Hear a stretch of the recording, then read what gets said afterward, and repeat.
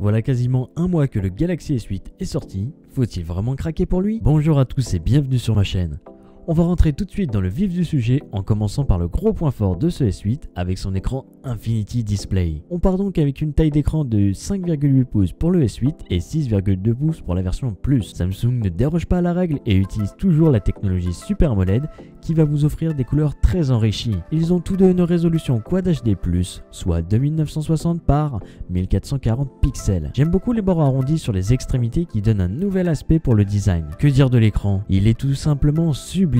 Il recouvre presque toute la façade avant et le fait d'avoir retiré le bouton physique, ça donne l'impression de n'avoir plus qu'un écran. L'avantage d'un écran comme celui-ci va vous permettre de regarder des vidéos de manière très agréable. Cependant, quand vous êtes dans la rue en train de consulter vos comptes ou d'envoyer un petit message à votre chérie, tout le monde pourra le voir quoi. Allez, c'est parti, passons maintenant à la partie photo qui risque d'en intéresser plus d'un. Alors au niveau du capteur à l'arrière, ça reste presque inchangé par rapport à la version précédente. On a toujours un capteur de 12 mégapixels qui utilise la technologie Dual Pixel. Le changement se trouve dans la partie traitement logiciel qui a été amélioré sur le S8. Concrètement, si vous regardez les différentes photos là, je trouve qu'il y a plus de couleurs et plus de piqué sur le S8. Pour la caméra avant, on passe de 5 à 8 mégapixels avec la possibilité de filmer en Ultra HD alors que avant c'était en Full HD. On a toujours le capteur grand angle même si l'effet a été réduit. Maintenant, si vous comparez la caméra avant, je trouve que les couleurs sont un peu plus naturelles et que l'effet lissage a été réduit. N'hésitez pas à me donner vos avis dans les commentaires.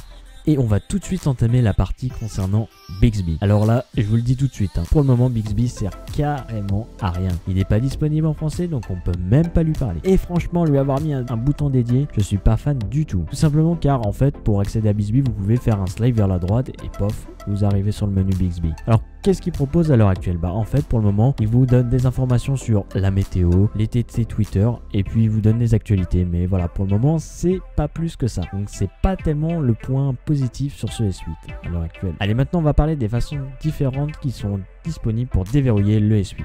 Alors là, je vous dis, on est servi. On peut le faire à l'ancienne avec le capteur d'empreinte qui est à l'arrière et marche bien, ça n'a pas changé. Bon, allez, en parlant du capteur à l'arrière, personnellement au début c'est vrai que c'était pas évident pour placer son doigt mais c'est juste une question d'habitude. Sinon, autre technique qui est très efficace mais pas autant sécurisée, il s'agit de la reconnaissance faciale. Vous mettez votre visage et pof, 2 clics et c'est déverrouillé. Vous pouvez aussi le déverrouiller avec le scanner d'iris. Bon, si vous avez des lunettes, c'est pas toujours très efficace, ça je vous le dis. Sur quoi il tourne le téléphone? Et à l'heure actuelle il tourne sur Android Nougat 7.0 avec une nouvelle surcouche de Samsung qui est beaucoup plus sympa, plus travaillée, plus optimisée. Et si vous avez remarqué, ils ont changé un petit peu les logos. Sinon, alors qu'en est-il de la batterie? Écoutez, on a une batterie de 3000 et 3600 mAh et elle est très bien, elle tient très bien la journée.